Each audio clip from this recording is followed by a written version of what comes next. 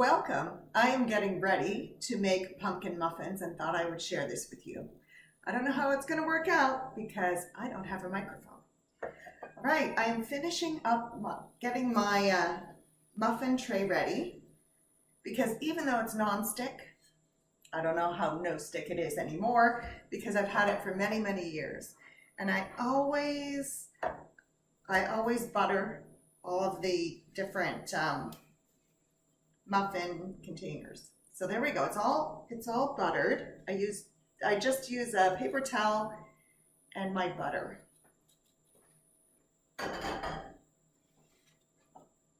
We'll put this aside.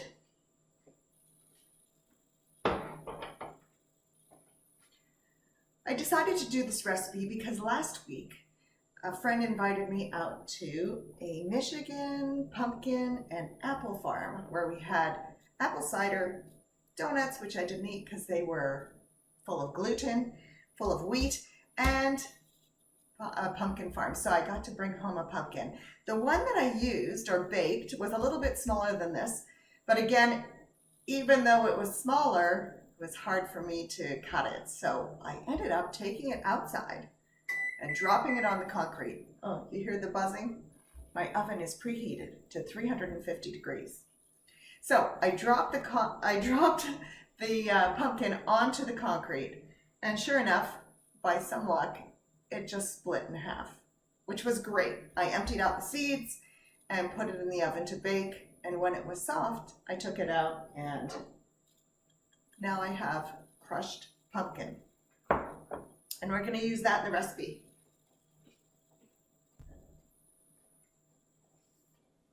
Now this recipe can be found in my cookbook, and it's also written underneath this video. So my recipe book is one that I wrote, oh gosh, in the year 2000, or was it in the 1990s? Because I have been a holistic nutritionist for many, many years, and a woman in Ontario had pretty much I would say she saved my life. She helped me regain my health when I was in my last year of university. And she did muscle testing for food intolerances on me, and I have done that for other people for many, many years. And one of the top allergy-causing foods is wheat. It's not gluten, not all gluten, because gluten would imply wheat, rye, oats, barley, spelt, kamut.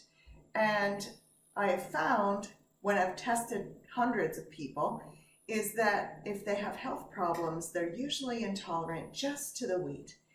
Therefore, this recipe uses oat flour. And my kids always tease me that I never follow a recipe, which is true, because we're going to use barley flour. I love barley flour. I find it has less of a strong flavor, and so I use it often. I used to be able to find it at the health food store, but since everything is online now, it's more difficult to find, but easier to find on the internet. So my barley flour. This is barley flour, a very common breakfast cereal, but it's in flour form. So we need 2 cups of this. Usually I use this measuring cup, but it's full of pumpkin. So we're gonna do it this way.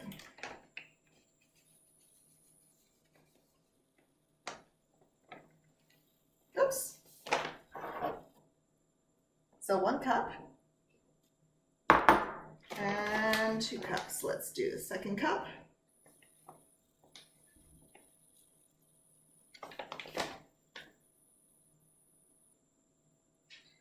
When my kids were little, I think I baked every morning.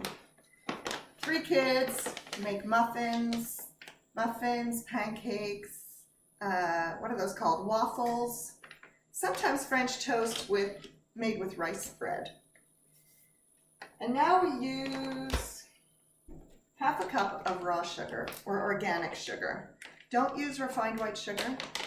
Every time I would test somebody on refined white sugar, they would test intolerant to it. It's really not good for your system. It goes directly into your bloodstream from your salivary glands. We don't want that.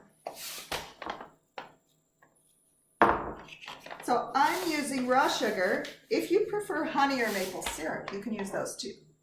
You just might need to reduce the amount of liquid you put in your recipe because, of course, maple syrup and honey are liquidy. But in general, try and stay flexible in terms of how much liquid you put in because alternative flours, depending where you get them, absorb different amounts of liquid. So sometimes you might have to add more liquid. We'll see what happens today.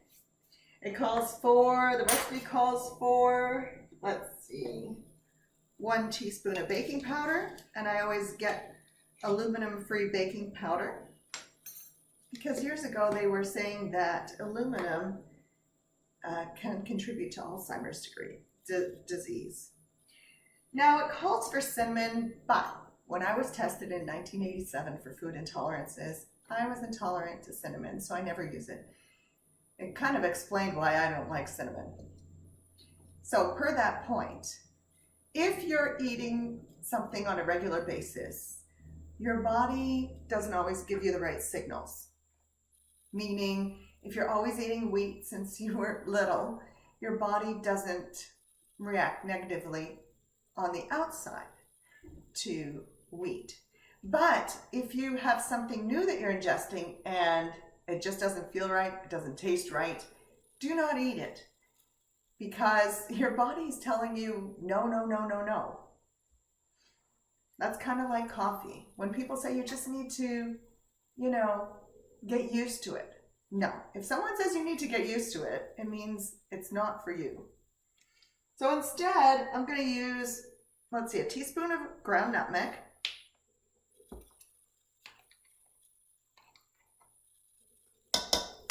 You can't even see it, can you? There we go. And we're going to use cardamom because I love cardamom. We'll do a teaspoon of cardamom. There we go. You can put in allspice, you can put in cinnamon, whichever one you desire. Then we need half a teaspoon of salt. Let's see. Looks good. Half a teaspoon of salt, and this recipe also calls for currants, and we're going to put in half a cup of currants. Now, why am I using dried currants instead of raisins? You could use dried grapes, which are raisins.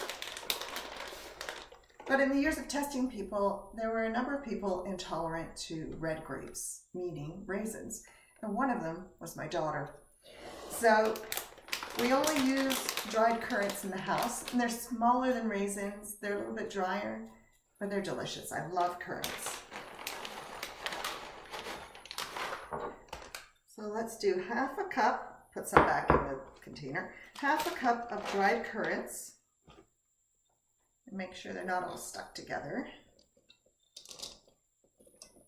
There we go. And it calls for half a cup of chopped nuts. Whichever nuts you like. Do you like pecans? Do you like walnuts? Do you like almonds? Today I'm going to put in pecans. And they're not chopped, so I'm going to have to chop them.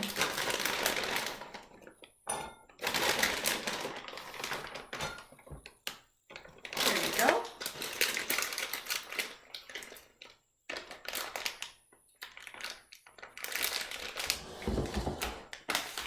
I didn't take out my cutting board. Hold on.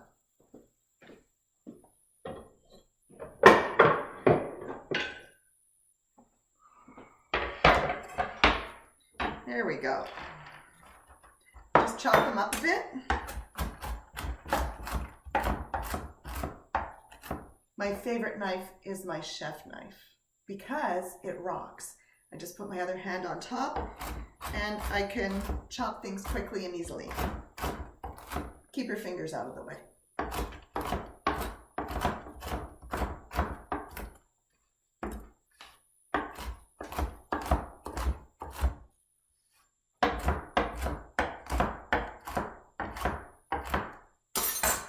What do you think? Small enough? I think it'll be good.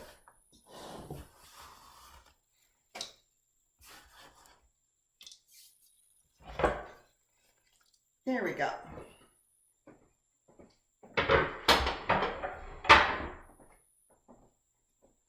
So now we're going to put together the wet ingredients and we're going to put them in a blender. So I have my blender here that I'm going to plug in. You can also use a food processor or just by hand, but I kind of want this pumpkin to be in a bit of a smaller pieces. Excuse me, I'm stumbling, aren't I? I want it to get a bit smaller, so I'm going to do this. Put it in the blender with half a cup of oil, and use whichever oil your inner guidance tells you to use. I use sunflower oil, or I used to use safflower oil, but I can't seem to find it nowadays. At least not at a reasonable price. Half a cup of oil. So in this case, it's sunflower oil. If you can only have olive oil in something like this, it would be fine because you wouldn't really taste the strong olivey taste because you have all the spices in here. Then we need 2 eggs.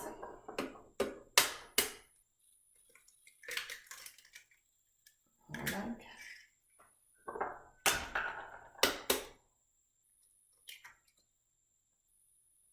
2 eggs.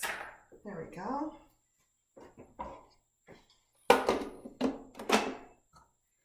Time to blend it.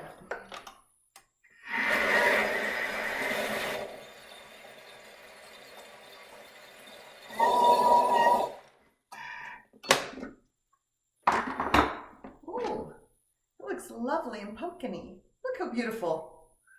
I love this recipe. It makes fantastic muffins. So let's pour that in here.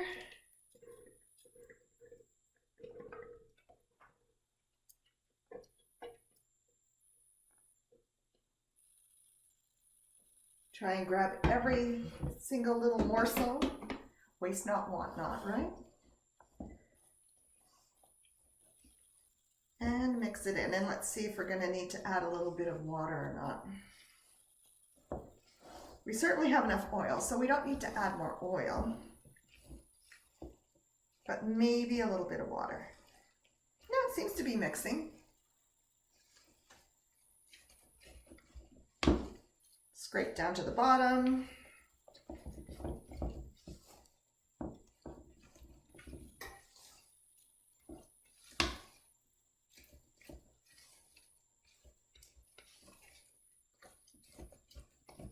There we go, all mixed in.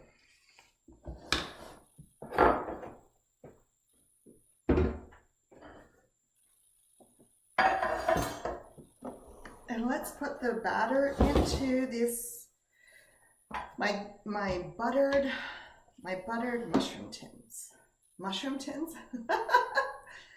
Muffin tins. Oh my goodness. I hope I get better at this as time goes on.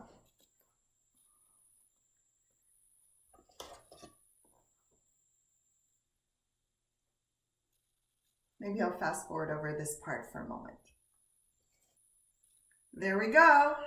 The muffin tin is full, and I'm going to put it in the oven for, let's see what it says, 30 to 40 minutes. And then we'll come back and I'll show you what they look like. See you soon. Well, the dishes are done, and I took the muffins out. Oh, let's see, I wanted to show you. See, don't they look beautiful? Normally I would let them get a little bit browner, but I'm already late. I'm supposed to go to my son's for brunch, and this is what I'm bringing. When you do, to know that they're done, just poke them and make sure that your finger doesn't go in. Of course, that might burn, but they should spring back. And then remove them and put them on a cooling rack and let them cool completely. Now, with wheat-free baked goods, I suggest that as soon as they are cool, that you package them and freeze whichever ones you don't use. except I won't have time to let them cool on the rack. I'll show you what I devised, hoping that they'll arrive at Luke and Sean's house without much problem. Those are my twins. And Sean is in town. He's been living in Eastern Oregon for a couple of years now. And so he's in town and actually going home this afternoon, which is so sad. And of course he stays with his twin brother instead of with me. How rude.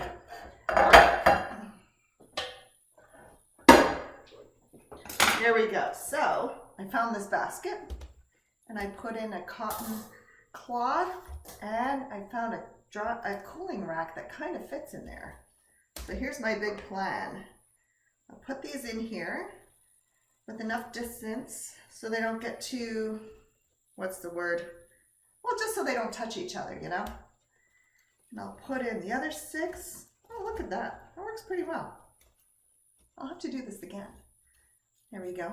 So the cooling rack does this so that they don't, you know, touch each other. And another cloth. There. I'll take off my apron and off I go. Thanks for being with me today. Bye.